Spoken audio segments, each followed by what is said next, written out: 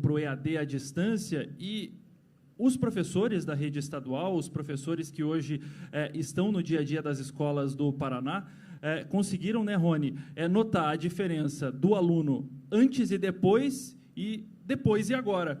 E aí eu queria que você falasse um pouco dessa experiência, um bom dia para você, inclusive,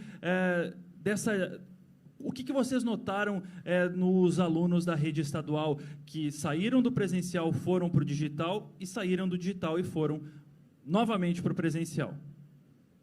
Bom dia a todos. Bom dia aos colegas do painel, também a plateia. Na Secretaria Estadual de Educação e como a rede estadual, o Brasil como um todo, com a pandemia e com a suspensão das aulas presenciais, a educação básica ela não vivenciava o EAD. Então, foi um primeiro momento de vivência do EAD. Fomos levados à força. O que acontece? A gente tinha uma sensação que os estudantes eram extremamente tecnológicos, mas o que foi constatado é que eles são consumidores de notícias, redes sociais principalmente. E os nossos professores, enfim, estavam muito no analógico. Então, mesmo em sala de aula, muito pouco uso de tecnologia.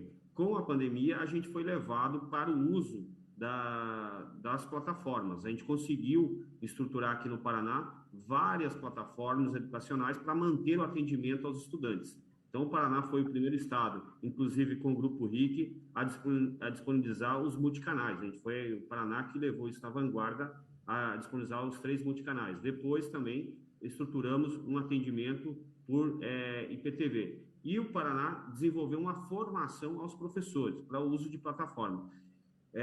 Na educação básica, a minha opinião pessoal, é um desafio gigante em relação ao atendimento aos estudantes. É fundamental a presença do professor e, principalmente, a relação social. E outro ponto que eu queria deixar aqui, já uma provocação aos colegas aqui do ensino superior, Eduardo, é em relação a como que se dá a formação, porque nós temos muitos professores que são formados em EAD nos cursos superiores. A gente vê uma dificuldade dos professores que a gente recebe hoje em AD. Então, se eles entendem que precisa ter um acompanhamento mais de perto, como a gente tem a OAB, inclusive, que faz esse acompanhamento no curso de Direito, se eles entendem isso no curso de licenciatura, se cabe esse ponto, principalmente no EAD.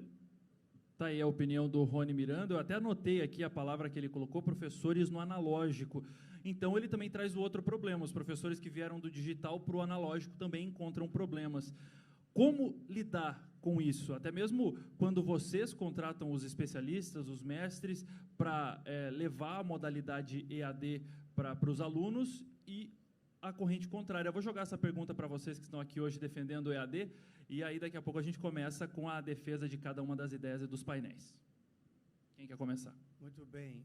Nós temos uma experiência, eu acho que um pouco mais recente do que a Cruzeiro do Sul e a PUC. Os professores do presencial têm muita dificuldade de migrar para a tecnologia. Ou eles têm resistência, ou eles não têm aquilo que podemos chamar de mindset para a tecnologia. A tecnologia, ela é maravilhosa, mas dependendo da faixa etária, até hoje, as pessoas têm enormes dificuldades, não é? Pode ser dificuldades de carro. Se você tem uma marca, digamos, uma BMW, se você for para uma outra marca, a Toyota, ali nos primeiros dias você não acerta bem o painel, os comandos, etc. e tal. Na tecnologia é um pouco mais complexo. Então, percebemos que a migração do presencial para a tecnologia precisa haver um treinamento, uma motivação para que os professores se engajam.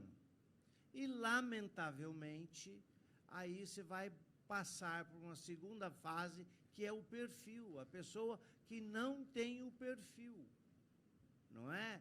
Eu creio que é como falar e escrever. Todo mundo escreve, mas nem todo mundo fala.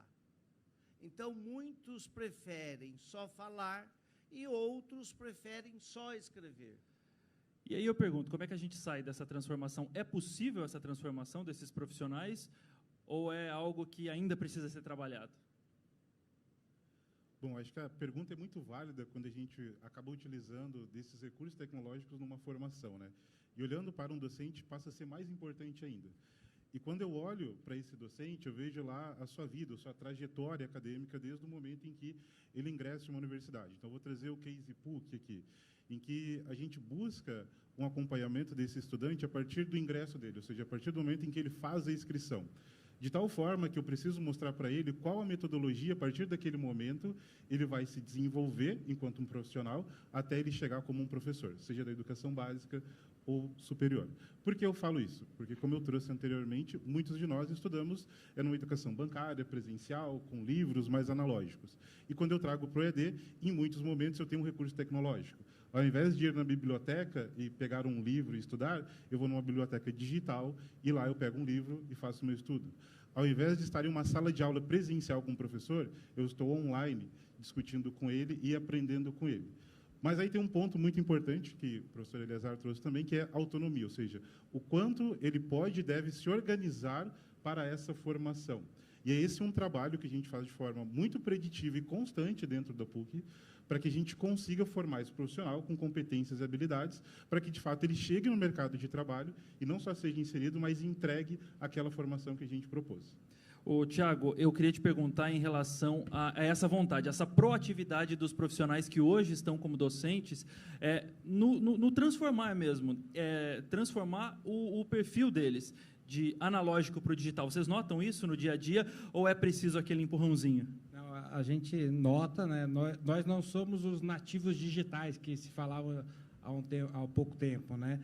Então, a gente, no núcleo de educação à distância, que já tem mais de 20 anos da Cruzeiro, a gente já tem todos os profissionais capacitados, a gente já teve bastante treinamento. Mas, com a pandemia, nós tivemos que migrar o presencial para o EAD. E aí a gente sentiu muita dificuldade, né? A gente tinha um volume grande de professores que tiveram dificuldade em transformar esse conteúdo à distância. Então, tem um trabalho grande das instituições de ensino em capacitar esse público, né? Quebrar a resistência. Mas a resistência, dessa vez, não foi quebrada pelas instituições, né?